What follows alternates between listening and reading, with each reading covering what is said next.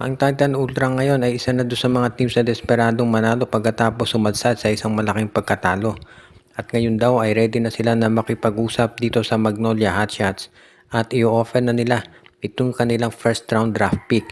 Madalas kasi dito na pag-uusapan pag first round draft pick yung sa Terra Firma at Blackwater, pero mataas din at mahalaga ang value ng draft pick nitong Titan Ultra dahil hindi rin sila nakapasok sa playoffs ng mga nakarang conferences. So ito ngayon ang tinatarget ng Magnolia. Kung sakasakali na swerte ng Magnolia at makuha nila yung draft pick ng Titan Ultra, baka si DJ Fenner o si Darren Mayo ang makuha nila. Assuming na maging number 1 draft pick itong si Michael Phillips at kunin siya ng Barangay Ginebra. Sa tingin ko itong Magnolia, pwede niyang makuha bilang number 3 pick. Ito namang si Darren Mayo o kaya si DJ Fenner. Pwede rin to si JD Kagulangan na isang point guard. Marami nga nagsasabi na baka mas kailangan ngayon ng Magnolia ng point guard kaysa isang big man. Lalo na at nakita naman natin na nagiging problema ng Magnolia kapag umuupo itong si Jerome Lastimosa o kaya hindi consistent maglaro, nagko-collapse talaga yung laro nila. At hindi naman nila kaya mag-rely habang buhay dito kay Mark Barroca dahil 40 anyos na rin ito. So ngayon, ito raw lineup ni Coach L.A. Tenorio, tinitignan nga yung posibilidad na makuha ang nabanggit na player. Kung sa bagay, itong si Coach L.A. Tenorio talaga, alam niya yung value ng isang point guard. So baka nga si JD Kagulangan yung kukunin nila. Pagdating naman dito sa player na i-offer nila kapalit nitong Titan Ultra draft pick, sa tingin ko ang isa dyan option talaga si Paul Lee.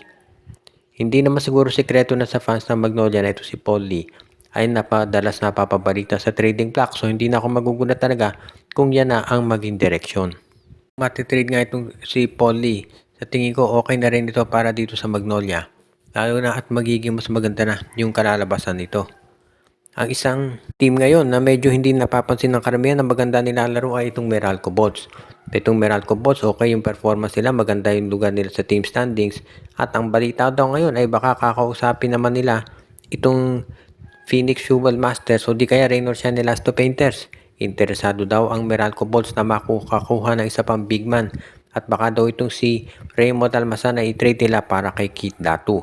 Ibig niya sabihin si Raymond Almasan babalik dun sa team na nag-draft sa kanya, ang Rain or Shine. Samantala naman itong si Kid Dato mapupunta sa Meralco. Kaya ang gusto siguro ni Coach Luigi Trillo at Nenad Vujinic, magkaroon sila ng isang big man na merong outside scoring katulad ni Dato. Kaya lalo pa silang lalakas nito.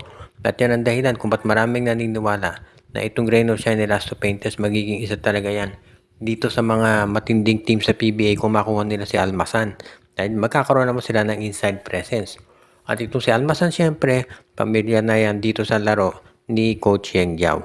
Kaya ito isang trade na panalo parehas ang dalawang panig at yan ang dahilan kung bakit sila ngayon ay talagang tinitignan mabuti ng mga teams na siyang magiging isa doon sa mga ready talaga na gumawa ng hakbang para manalo. Kaya walang duda na itong Reno Shine Elasto Painters, isa talaga yan dito sa magiging ready na teams na mag-compete sa playoffs. Pero itong Meralco Bolts, hindi natin may tatanggi na magiging malakas din yan kung makukuha nila si Kit Datu.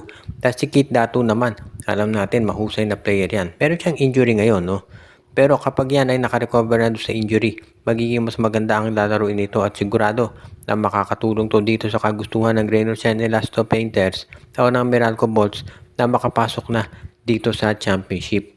Medyo matagal-tagal nang hindi nakakapag-compete itong Meralco ever since itong manalo sila ng Philippine Cup. Kaya nga ngayon, mukhang ito na talaga ang planong gawin nitong Meralco Bolts.